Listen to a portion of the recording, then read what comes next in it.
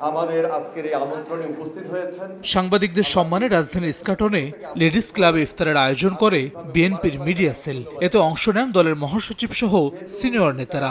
London থেকে virtually যোগ দেন ভারপ্রাপ্ত চেয়ারম্যান তারেক রহমান। ইফতার মাহফিলে মির্জা আব্বাস বলেন, দেশের অস্তিত্ব নিয়ে ষড়যন্ত্র চলছে, এতে দেশ বিদেশের একাধিক চক্র জড়িত। 5 তারিখের আগে যে পরিস্থিতি আমাদের ছিল, তা 5 তারিখ পর্যন্ত আমাদের যে পরিস্থিতি ছিল, সেই পরিস্থিতি আমাদের দেশে অবস্থান ঠিক রাখতে হবে। তা যদি না হয়, এই দেশের কিন্তু অস্তিত্ব বিলীন হয়ে যাবে। এই দেশের অস্তিত্বকে নষ্ট করার জন্য দেশে এবং বিদেশে বহু চক্র কাজ করছে। মির্জা ফখরুল বলেন, বাংলাদেশকে অরক্ষিত করতেই সেনাবাহিনীকে সুচতুরভাবে নিশানা করা হয়েছে।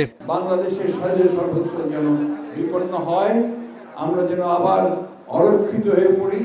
আমাদের সেই দেশপ্রেমী সেনাবাহিনী যারা দেশের প্রতিটি গুরুত্বপূর্ণ মুহূর্তে জাতির পাশে এসে দাঁড়িয়েছে, তাদেরকে আজকে আবার বিতর্কিত করার একটা হীন প্রচেষ্টা শুরু হয়েছে। ভিশনের ফুলঝুরি মেগা অফারে ফ্রিজ কিনলেই পাচ্ছেন 16 পিসের আকর্ষণীয় গিফট বক্স একদম ফ্রি। তারেক রহমান বলেন, সেনাবাহিনী ও জনগণকে মুখোমুখি দাঁড় করানোর ষড়যন্ত্র চলছে। ষড়যন্ত্র রুখে দিতে সবাইকে ঐক্যবদ্ধ হওয়ার আহ্বান জানান তিনি।